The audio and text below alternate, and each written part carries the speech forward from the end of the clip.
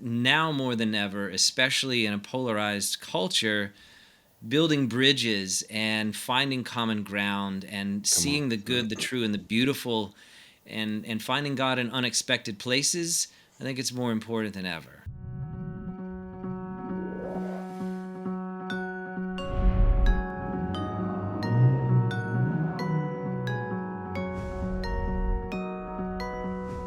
Stephen Roach, man. This is good, bro.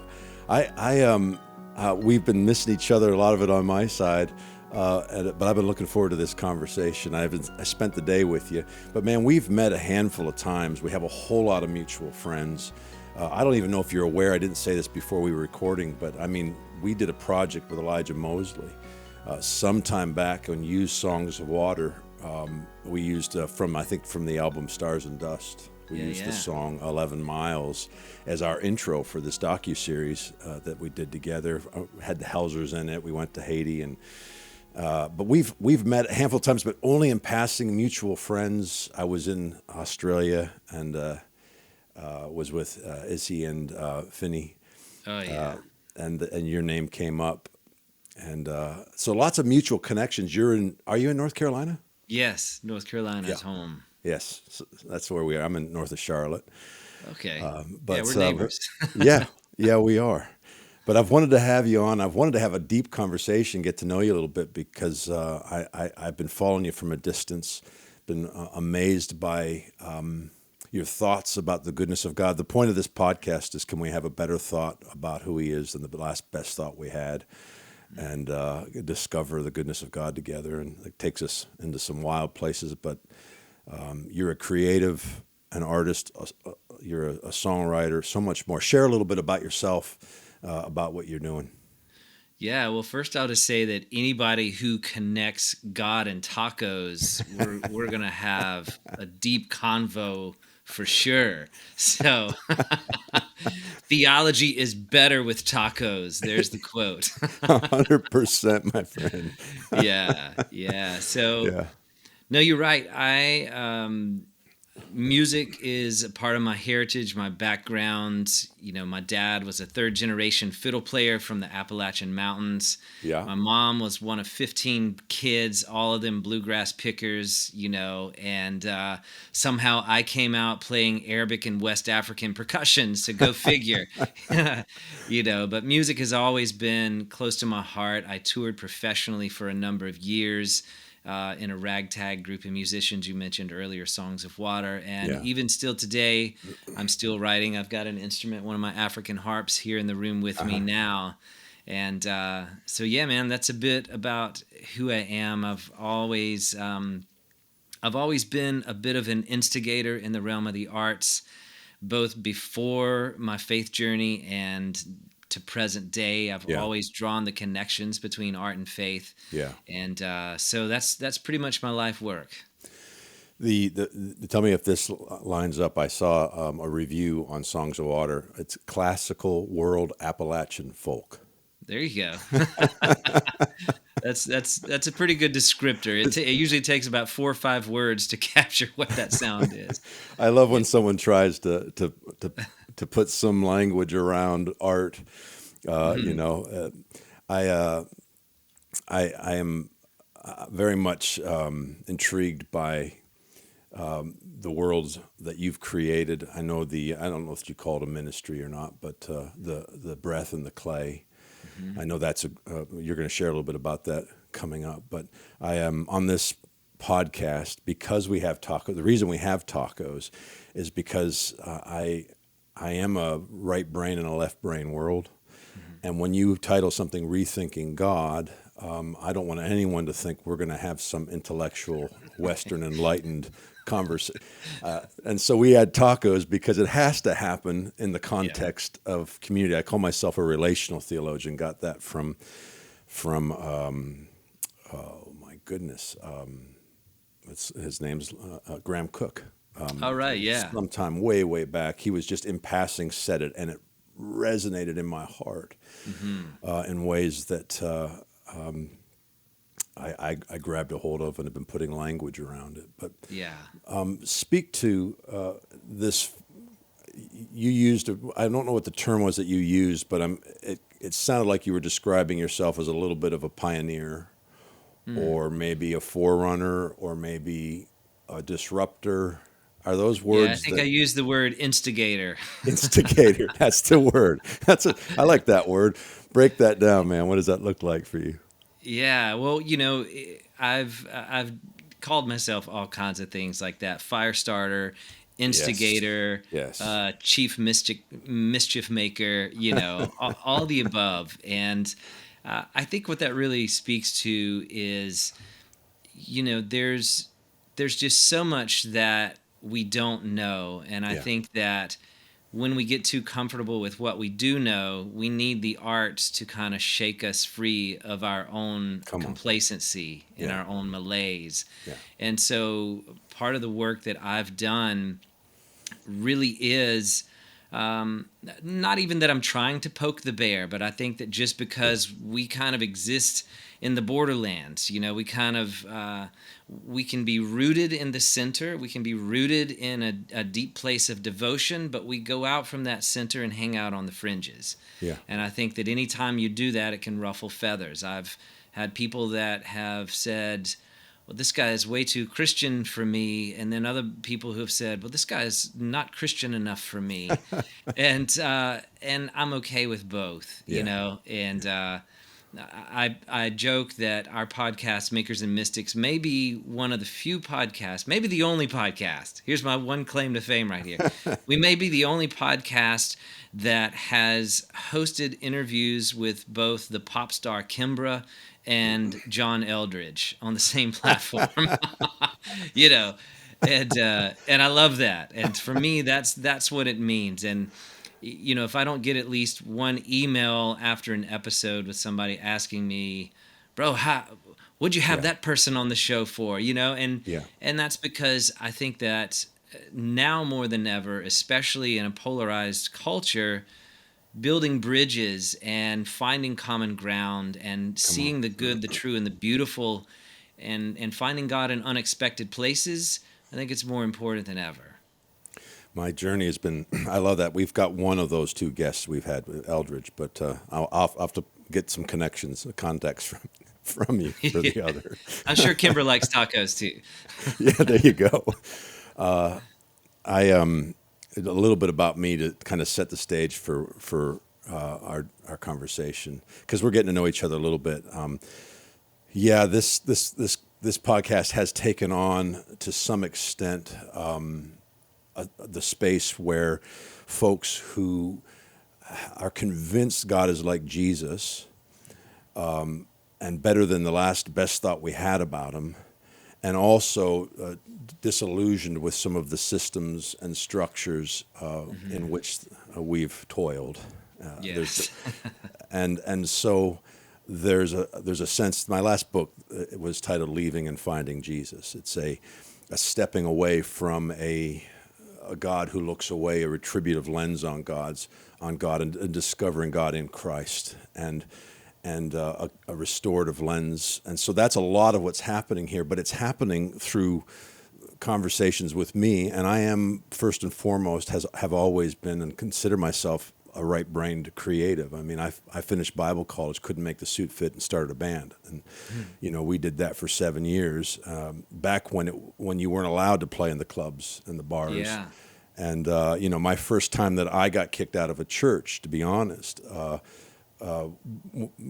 when I was an adult, I don't count the times my parents got kicked out.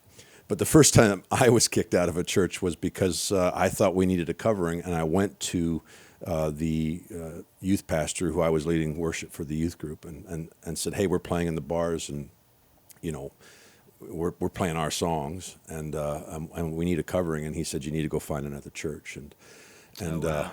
so that was the first of being on the fringe. The band's name was Fringe. Oh, is that right? I jokingly say I prophetically didn't know what I was doing. Our band's name was Fringe, and the first album was called For the Vagabond Believer. I mean, it was every Yeah. bit the journey I've been on, but it's been one where I'm convinced that God is love and He's relational, and so I continued to chase things down.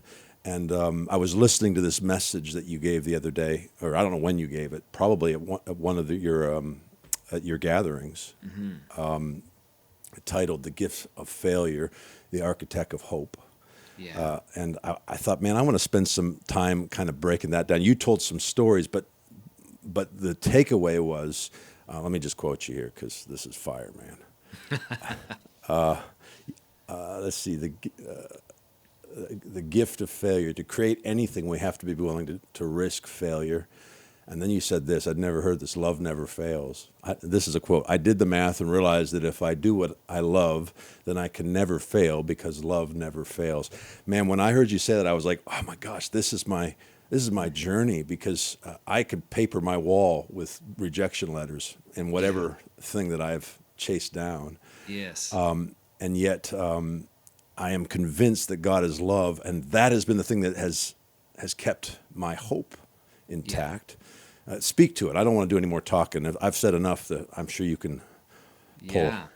No, that's great. And I think that as artists and as creatives, we have to be willing to live in that place of risk because Yeah, there are no guarantees. And, I've been writing a lot lately about the dream within the dream yeah, is kind of the title of the chapter. And what I mean by that is that there is usually a dream inside of the dream. So let's talk about, okay, what was the dream of being the musician? What was it that that's good. fueled Yeah, that? yeah, What yeah, was it that motivated that? yeah. And I've concluded that, the value of a dream is not contingent upon its coming to pass. The Come value on. of a dream is in Yeah, the dreaming. come on.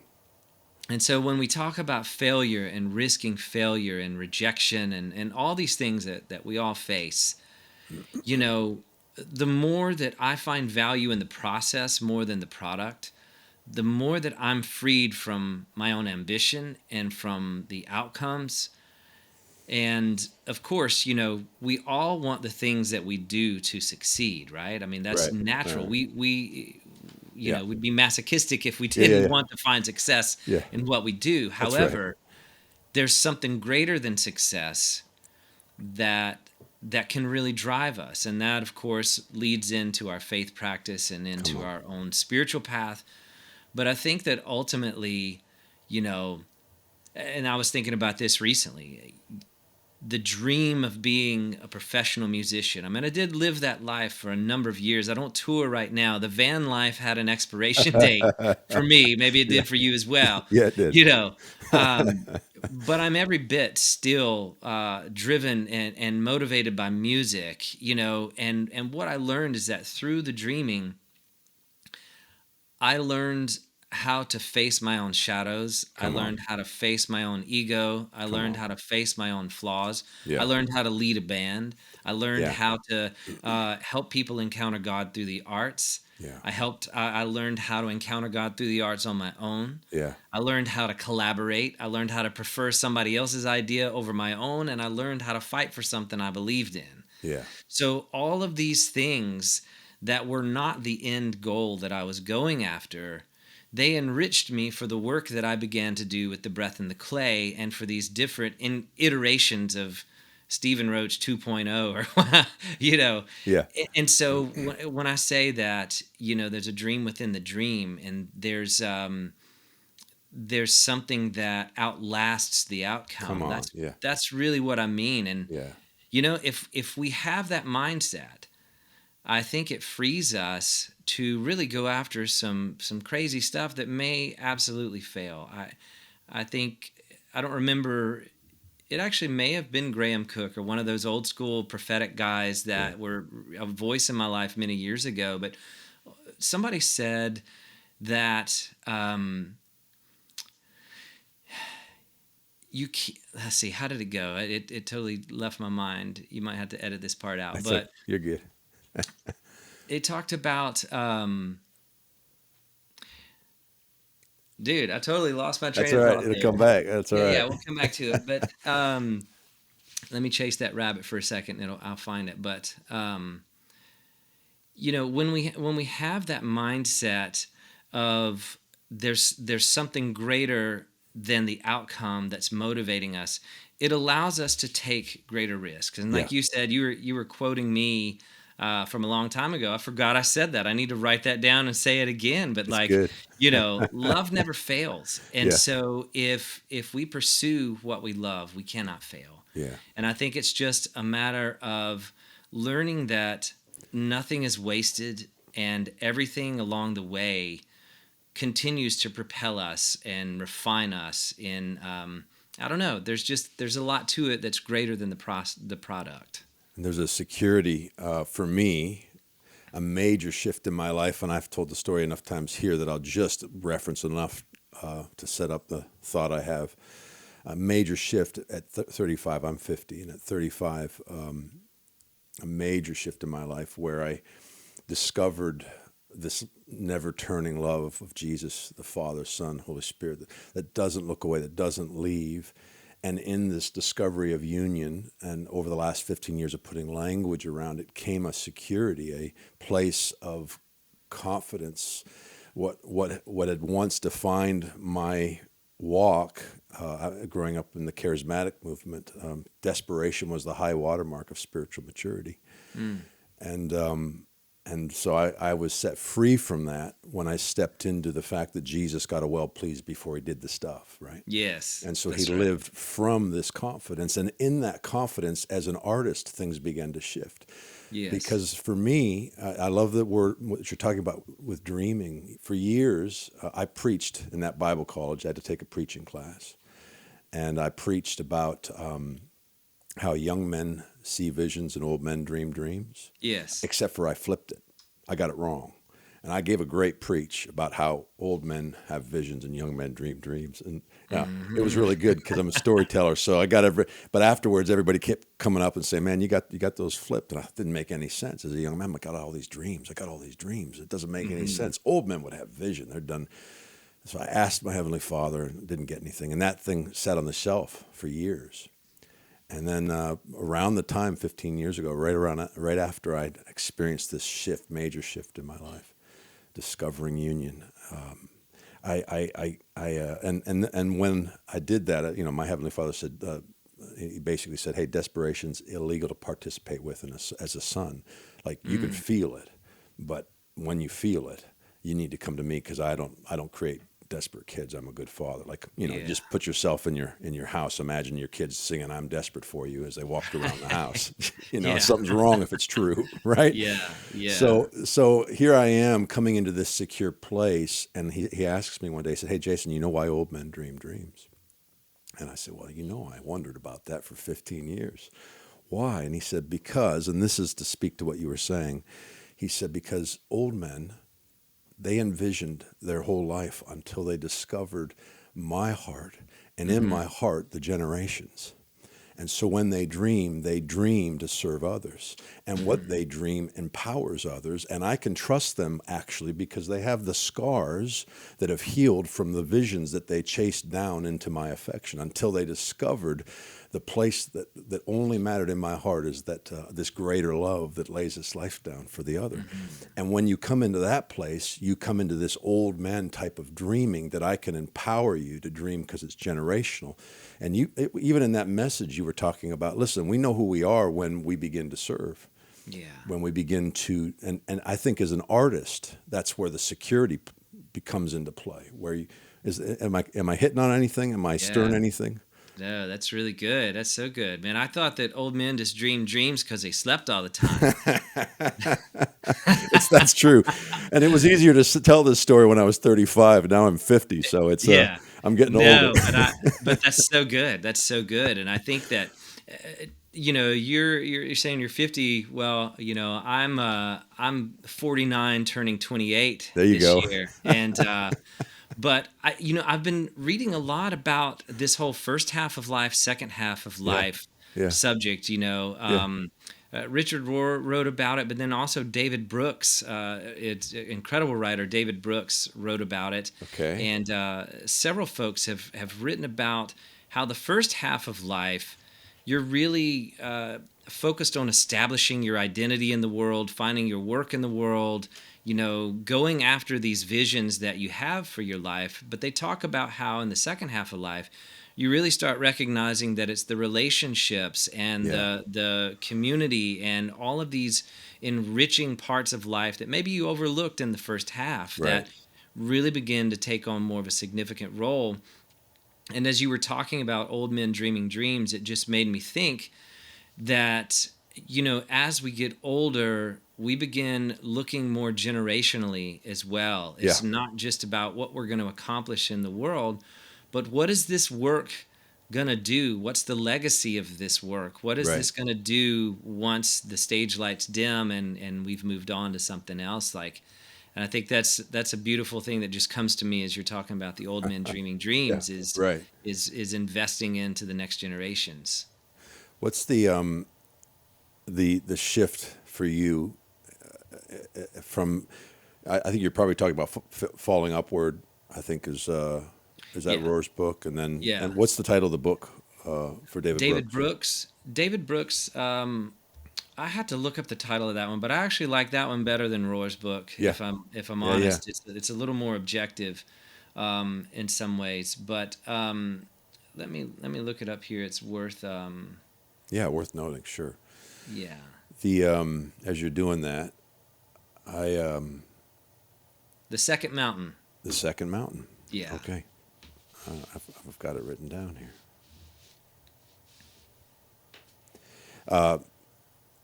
Yeah, because I'm 50, Hmm. turning 29, going on That's right. 29. Yes. But what is the if we're sitting and we're having this conversation? Is there a shift for you? Is there a significant rethink around who God was? I mean, you referenced, Graham Cook. I think we probably could point to some of the folks who've influenced us. I often say that Bill Johnson played a significant role because he gave me Jesus' perfect theology, Hmm. and he gave me God is good, as Jesus reveals, like he looks like Jesus.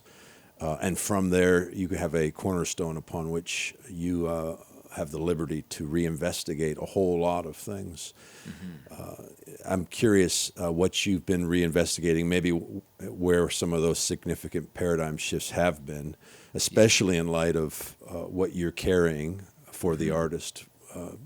There's such an intentionality around what you're doing, Sure. right?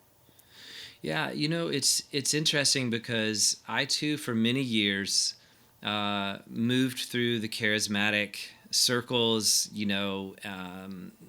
For many years. Yeah, yeah, That was the only place that I could find decent musicians in the Christian world that I right, enjoyed right, playing with, right. and so I found many of my lifelong relationships came from those years in the charismatic movement, but I never fully found myself at home in any of those places. I didn't grow up in the church. Um, I grew up in a very different lifestyle with, explored many different spiritual paths before I came to Jesus, Yeah, before I came to faith in Jesus. But the thing that still remains with me is I love the Holy Spirit. yeah, And, I see a big difference between the charismatic culture and then some of the theology of the Spirit. There are two different things. I'm drawn to Eastern Orthodox in many ways, but I feel like I'm too much of a renegade to nail myself down into any one particular right, place. And right. so I go to an Eastern Orthodox church a couple times a month, and then we go to a charismatic church a couple other times a month. And, Yeah, what does that have to do with your question? I think it's because it's really a difference between systems and essence. And there's so many things that I have brought with me from lots of different expressions, both in the art world and in the faith world. And I find that now, being close to 50 in my own life, all of the things that I've collected over the years and how the changing culture, my own things that I've gone through in my own life, how all of these things have now come to a point where I find reflection and writing to be so much more important. It's almost like I feel like part of my contribution is taking all the years of music and touring and spiritual experiences and studying theology and all this stuff, and now to be able to give this as a gift to the upcoming generations, to maybe save them a couple of decades of Right. pain. Right. you Right. know Yeah. and it's interesting, people they've asked me, even with things like deconstruction, and I'm Yeah. like, well, deconstruction was never really a thing for me because I never put my faith in the system of the church to begin with. Right. Yeah. I came to faith in the desert of Taos, New Mexico, and just had some wild, extravagant, supernatural encounters that took place outside of a church context, Yeah. but Yeah. yet brought me ultimately to the church. And so for me, I kind of bypassed a lot of the deconstruction stuff, and I think because of that, hopefully there's a perspective that I can offer to some of the artists and musicians and people coming up that may be rooted more in the presence, Yeah.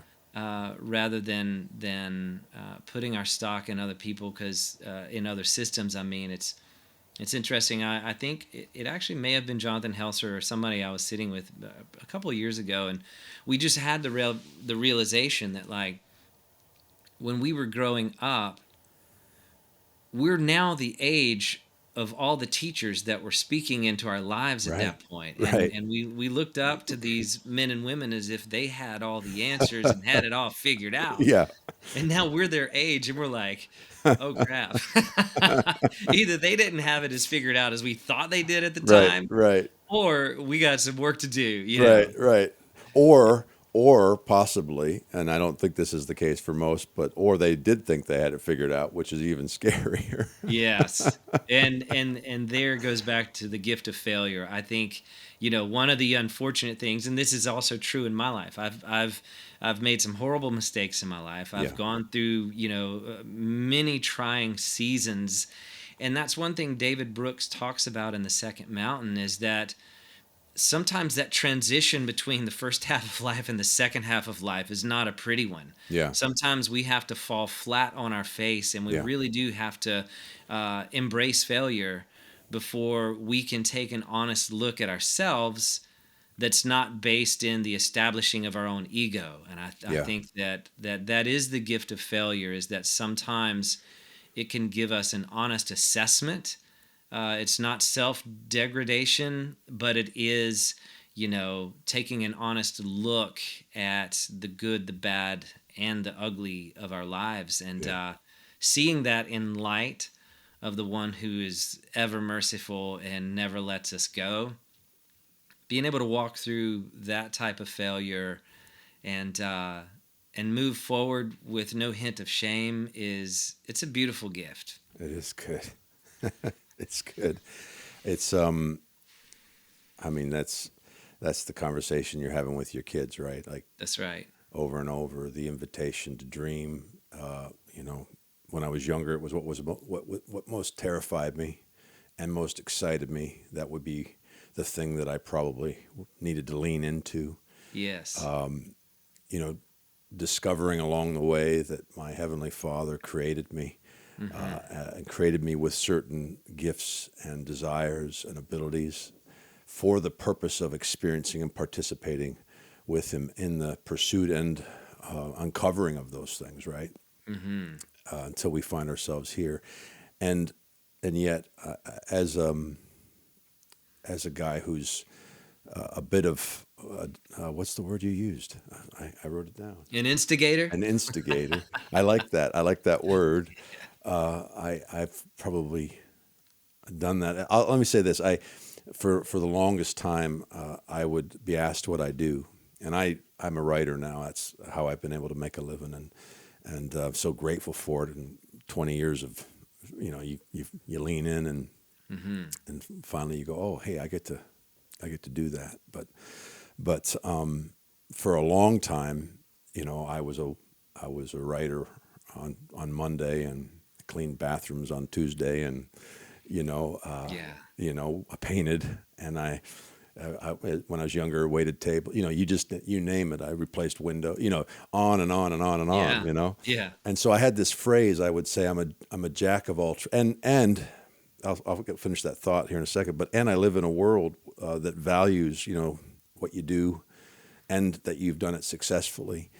And because I was continually chasing down this creative part of what burned in me, and trying to discover the fullness of where Jason most is alive, you would be asked what you do in this world, and my response would be, I'm a jack of all trades, master of none. And I would say this, and I would hope to move on, and I would say it a little bit self-demeaning, as though, I do a bunch of things, I'm not great at any of them. I do, let's move on. My wife hated when I would say this, because she knew that what I was doing was somehow diminishing, like somehow just let's hide what isn't working. Let's just avoid the conversation, because it's, in my life, the biggest thing I fight, the biggest mountain I have is disappointment, right? It's the haunting thing that's always there, because like you said, you just keep.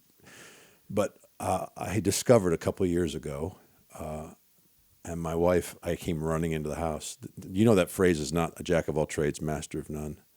That's not the full phrase. It actually is a jack of all trades, master of none, but oftentimes better than master of one.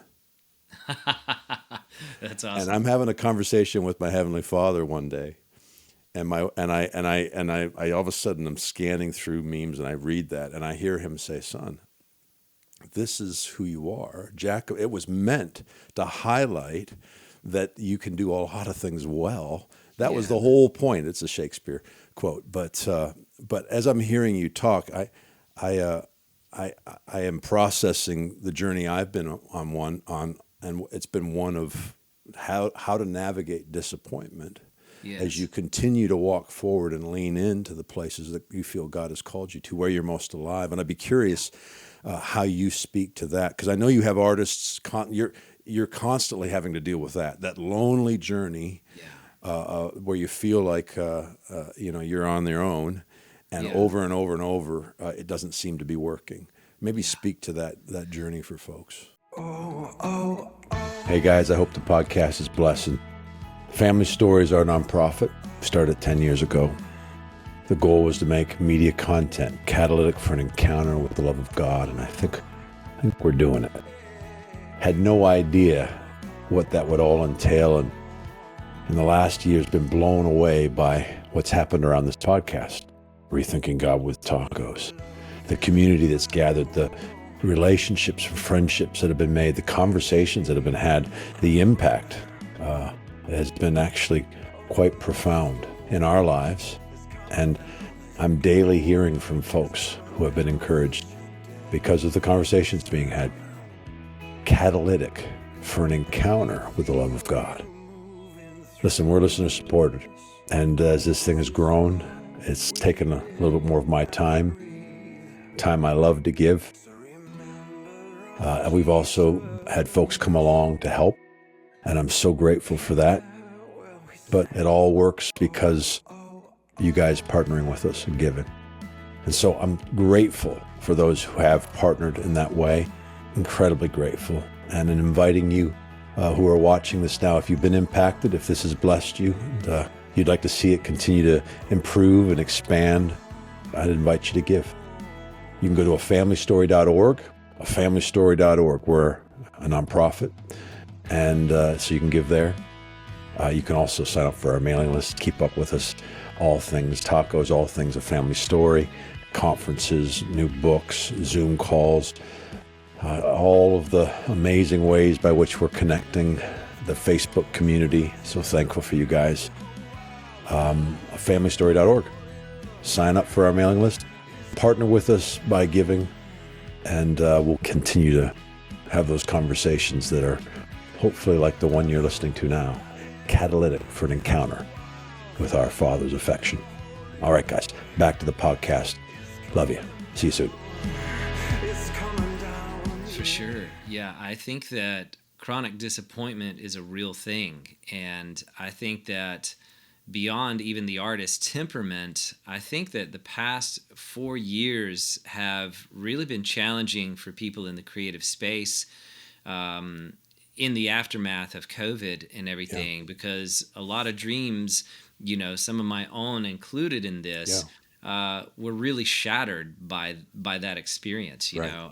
I've talked about this on other podcasts, so I won't go into it here. Well, But COVID hit the week of our biggest Breath and Clay event that we had ever hosted. We had 650 artists coming to Winston-Salem the week that COVID hit, wow. and it was a really big mess. And I know that that's one of many stories, Oh of man. touring musicians that lost their livelihood, and Yeah. just Yeah. so many things where dreams were interrupted. We had a we had a feature film that had been set aside. We had the money in the bank, and it was Yeah, done. It ended like that. yeah. Yeah. So many stories like that, and I Yeah. think that Yeah. we're only just now realizing the trauma and some of the pain and those things that we really need to work through.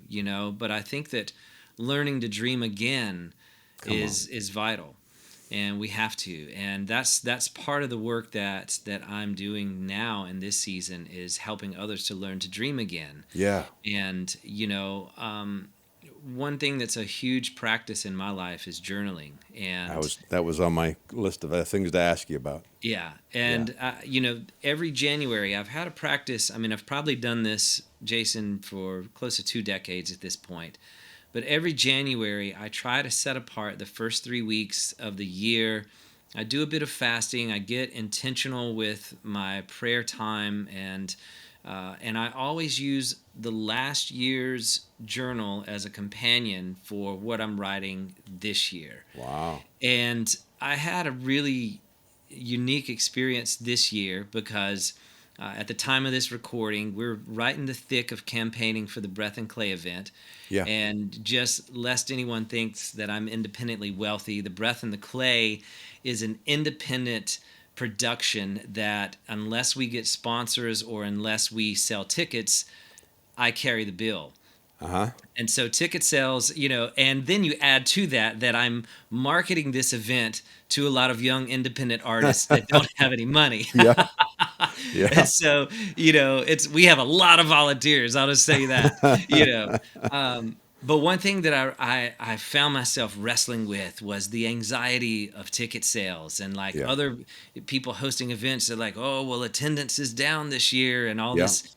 You hear these things. And so I was journaling about the anxiety of needing ticket sales. And I picked up my journal from last year, and guess what I wrote? Only 3 days difference last year. I'm struggling with the anxiety of ticket sales. You know what I mean? And last Right. year, we had 350 people live and another 100 people that watched virtually, and so it was Wow. it was wonderful. Yeah. But that journaling practice helped me to look back, see where God was faithful in my life before, and it allowed me to diminish the anxiety of what's out of my control. Come on. And I think that those type of things can help us through the chronic disappointments. It's almost like I'm gonna go scriptural for a second. Do it. You mentioned earlier the baptism of Jesus, when before he had done anything, he had the well pleased. You are Yeah. my son in whom I'm well Come on. pleased.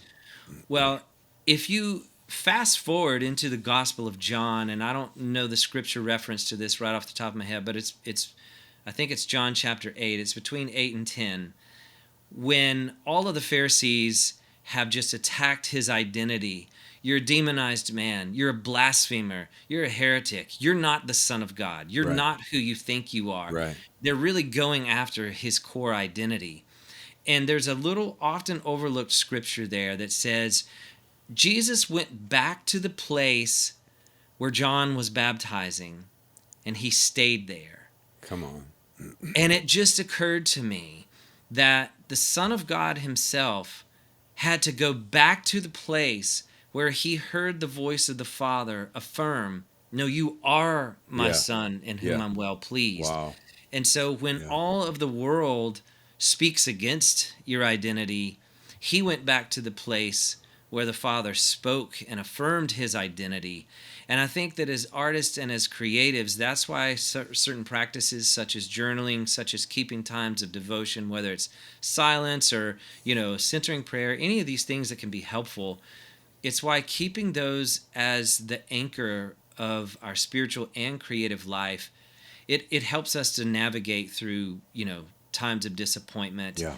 And Yeah. this may be a little bit of a cliche, but I think it still rings true that rejection is redirection. Yeah. And if rather than rejection, you're a writer, I'm sure that you were rejected many times before you found your publisher and began that journey, and probably still face it on some Sure. level or Yeah. another. And Yeah. so I'm in that process now as well. I'm an Yeah. official writer because my manuscript has been rejected at least 4 Come times in on. the past 2 months. So, and rather than taking that personal and saying, well, this Yeah. is a reflection of me, this is a reflection of my writing ability. No, it's not. This is providential and this is redirection. And so the same way that we're talking about the gift of failure, rejection can be a gift as well. You know, Yeah.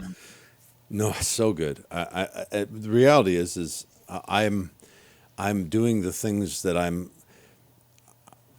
operating in the context of peace because I have learned to go back to those places like Jesus. That's so yeah, good, man, to be able to look at when you know who the Father is, you get a real clear lens on who He is. You get a real clear lens on who you are.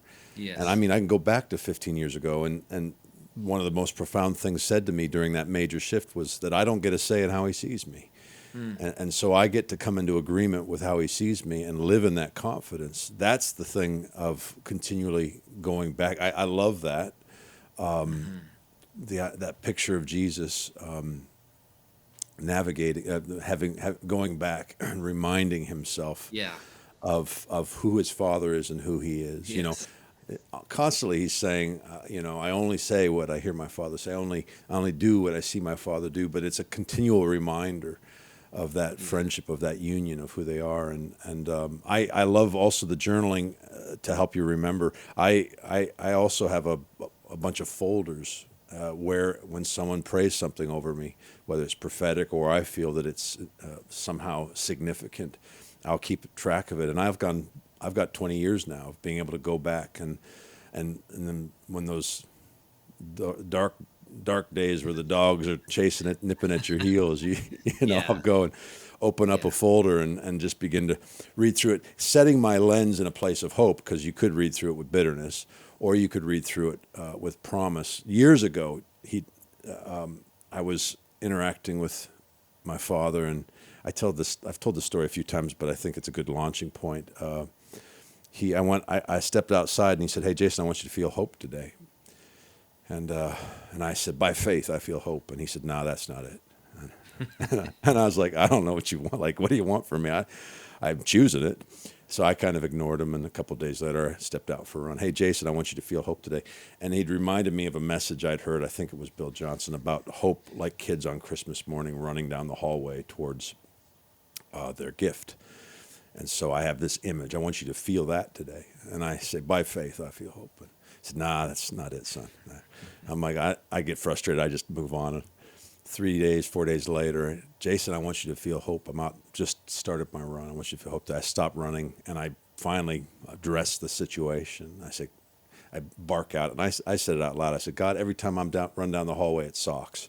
Like, I'm tired. I'm an adult. I can say thank you for the socks," but I just basically was like, yeah, And he responded with Jason, and he said something that we know is true. Like, when you say it's a cliche because it's true. mm, It's because it's the truth that's ringing in our hearts. But he said, "Jason, you don't come down the hallway for the present. You come down the hallway because I'm at the end of the hallway. mm, Just be with me." mhm, And of mhm, course, everything shifts, right? And you realize that hope is a decision. That hope is an invitation into living from that place of identity, what you're talking yes, about, and you can actually shift and say, "I'm going to live in that place where I'm sitting in my Father's lap." So yeah. yeah, No, that's great, man. And I think as you're talking, it just made me think that so many of these things that we feel are just subject to happenstance, whether it's hope or inspiration. Yeah. You know, inspiration is a discipline, Yeah. Talk about that. and I think that hope is a discipline. Yeah. And I think that for artists and creatives, again, we don't have the luxury of waiting for inspiration, but I tend to think that if inspiration sees us working, she'll get jealous and want to join the party. And so for me, I just try to show up and do the work and establish good habits. And in so doing, I feel like it's kind of like digging a trench that the water can fill when it comes. But if we're not out Yeah. there with the shovel, we're just waiting for the rain, we're not going to have a container for when it does come. Yes. And I think that, as you were saying, cultivating hope is not easy, especially when you've faced chronic disappointments and when you have run to the end of the hall and it hasn't been what you've hoped it would have Right. been. Right. But I think that, in my own life, again, it goes back to cultivating, uh, you know, not only the mindsets, but I think that we really can curate desire. That's another thing that we think we either desire something or we Come don't. But on, I, man. I know that, like, for instance, I just talked about this January fast that I do for 3 weeks. Yeah. When I come into this fast, it's horrible and I hate it. Yeah. I want to go have a beer with my friends. I, Yeah. I want to drink some coffee. Yeah. I want the steak. Yeah. Yeah. By the end of that period, you know, As I drink coffee in front of you. right.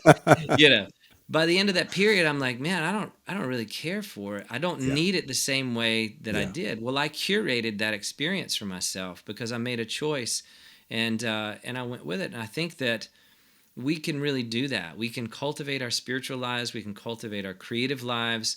Um, and listen, I understand. I don't mean to.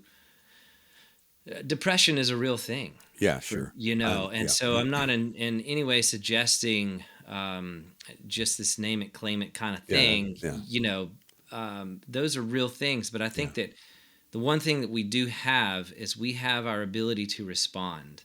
That's And good, bro. Yeah. Viktor Frankl taught me that. If you've ever read A Man's Search for Meaning, I mean, this is a man who was in the Holocaust, in Auschwitz, I believe, in some of the concentration camps, and he somehow cultivated a mindset in the most horrendous of circumstances, so much so that when he made it out alive, and he went around on a circuit teaching people how to have a mindset of hope.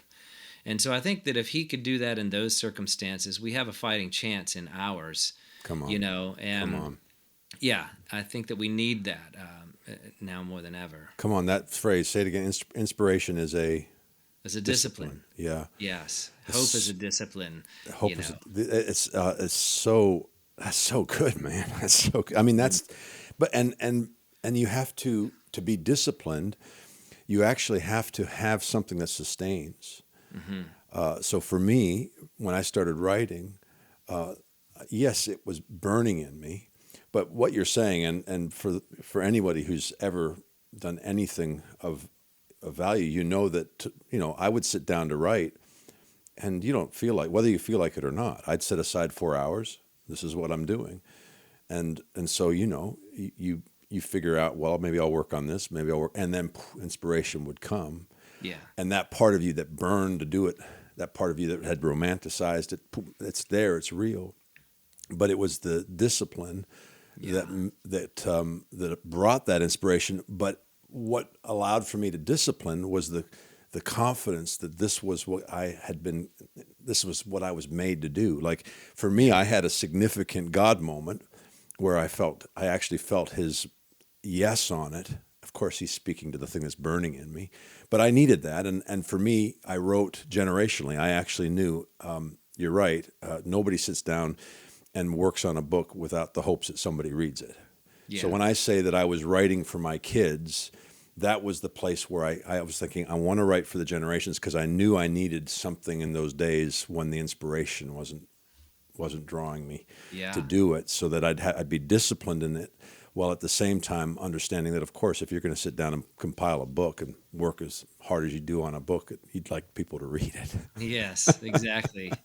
There's something that's coming to mind. I wrote a short little book called Five Creativity Killers and How to Avoid Them. Come on. And you can still get it. It's not in bookstores, but you can get it on the Breath and the Clay website. It's Five Creativity Killers and How to Avoid Them. And in one of the chapters, I referenced Ernest Hemingway, because Hemingway had this practice in his writing where he would stop before he drained the tank. Like Okay. he would write, and right at the crux of his inspiration, when he's getting the good stuff, Oh no. he would stop. Dang.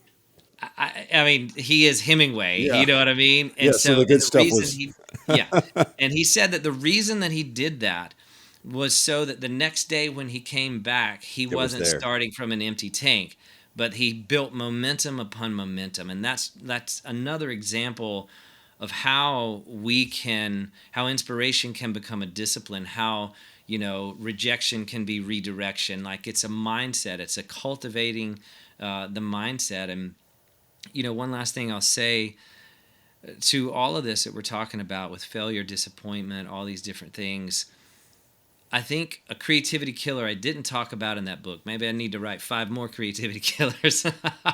you know, it's isolation. There you go. And Yeah. I think that, especially if I'm wrestling with depression, Right. isolation is fuel on the fire of depression. Yeah. That's good. But what can help alleviate that is community, vulnerability, and getting out of my own head. And so, whether that's just, I do mountain biking, so whether that's me getting on a bike and riding through the woods, going through trees at, 20 miles an hour Uh or huh. whatever, Uh huh. something like that, Uh huh. or getting together with friends who know me and being vulnerable to, because it dispels the power of those negative things, those negative ways of thinking. When I Yeah. get with someone and I express these things, it may not change my circumstance one Right. bit, Right. but it changes my mindset, and Yeah. so I can approach the circumstances differently. And so I think that, again, speaking to the artist and to the creative, isolation is a killer, and community really can be a point of access, into some of the greater things. Yeah. And yeah, No, that's good. I love it. That's. I think that works on all fronts and we're all creatives to some extent. But whether that's you right. see yourself that way or not, I think that tracks for Yeah. all of us. We were just conversing. Some friends and myself were conversing about the evidence of the love of God in your life is only as true as the community you're in. Hmm. That it's actually manifested or worked out in that Yeah. way, and so how important that is, whether you're feeling lonely, feeling Yeah. depressed, or just wanting to. And I think so many folks that are listening, like I said, that whether that word deconstruction or not, they're definitely they're rethinking in a way that has been lonely, and Yes. so we're trying to figure out, how do we build communities? How do we and what you're doing is one of those communities, man. Talk about, so we only got a few more minutes before we talk tacos. The breath and the clay. Hmm. You've got some dates for this next event that's coming out. This podcast we'll make sure it drops at least a couple weeks before, so Yeah. that it lets folks know about it. But talk a little bit about that. Yeah. So the Breath in the Clay is a weekend long creative arts gathering. We've done these since 2014. Yeah. And, we bring together creative thinkers, artists, theologians, musicians, choreographers, filmmakers. It's a huge event. And this year, John Mark McMillan is bringing his full band. Amanda Cook is going to be there doing a Fun. set. Joshua Luke Smith, if you know him, he'll be That's my there. name. And just a lot of incredible thinkers and creatives, artists. And you're right, we all are creative. I tell people that Yeah. saying you're not creative is bad theology. So, Come on. but we come together, and this year we're exploring this theme of how all the fragments of our lives come together to reveal a hidden wholeness. And so we're kind of pulling from that Leonard Cohen quote, there's a crack in everything, that's how the light gets in. Come on. And so that's what we'll be talking about. I'll go ahead and offer this to your listeners. Anybody from your community that wants to come, you can use all caps Dream25. And when you type that in at registration, you'll get a discount off your tickets. And you can come. We've got an art gallery with over 25 visual artists from around the world. There's going to be poets, open mic, poetry, all kinds of stuff. It's going to be a beautiful time. Dream25. Thanks, man. That's awesome. The breathandtheclay.com. And it's a really cool website. I was looking at some of the art that you have there. I think... what do you have? Makers and Mystics is the podcast. That's right. You can find it there as well. I think makersandmystics.com. Either one. As well. Any way that folks want to follow you, do you do that? Are you on the socials? Yeah, I'm on Instagram at Makers and Mystics, and you can also find me at The Breath and the Clay, both on Instagram. It's John Mark and the whole band, huh? That'll be fun. Oh, yeah. Yeah, it'll be a party. Yeah, that's good. He was one of first year we had him on, but we crossed paths occasionally. So that's awesome, man. This has been amazing, but we can't let you go without talking tacos. It's in the title. I got you for a couple more minutes. I'm like, you got a taco story? Are you a taco? Clearly, you're a taco person. But of course, I'm a taco person. I wouldn't be on this podcast if I wasn't a taco person. 100%, man. Yeah. But, go ahead. I was thinking about my taco story for you because you mentioned our mutual friends, Finney and Izzy, over in Australia. And so we were over there several years ago. And I just said, hey, where can an American get some tacos in Australia? Is this possible? And so they're like, oh, yeah, we'll go. And I don't know about you, but I am a hot sauce guy. The hotter, the better. I love the fire. You know what I mean? Yeah. And so we went to this taco shop, and Luke Skaggs was with me, several of the musicians that I play with. And we go into this taco shop, and I was like, just give me the hottest hot sauce that you've got. And they're like, oh, you're not going to handle this, whatever. Like, you can't blow me out. This is, I can do the ghost peppers. I can do this stuff. But I'm going to tell you what. It was the hottest dang burrito that I have ever eaten in my life. And I met my match in Sydney, Australia. And so I went down in flames, literally, in Sydney, Australia. And I've never eaten a hotter taco than what I had over there. So now we know, though. We know it can be done. That's right. It can be done. I had a taco. I had a fish taco with them in the harbor, in the Sydney harbor there. Okay. And I think we got pictures of it too, because when I put tacos in the name of the podcast, of course now anywhere I go, we get to have tacos with people. So it was a really unintentionally brilliant thing that I did. Yes. And so I love it. Skaggs, Luke, he's pretty awesome, eh? Met his dad way back. I was a roadie for Phil Driscoll right out of high school, and I've got a Ricky Skaggs story that I'll save for another day. But beautiful. But man, I'm so grateful that we could connect, and sorry for all the disconnect, the ways that we missed each other. But I'm so glad to be able to connect, have this conversation, and introduce maybe some folks who aren't familiar with you, and maybe we can figure out a way to come to that conference. Say the dates one more time. Yeah, it's March 21st through the 23rd, and it's just right up the street from you guys in Winston. Yeah, we'd love to have you. Yeah, very cool. Awesome, man. Thanks so much. All right, thanks for having me.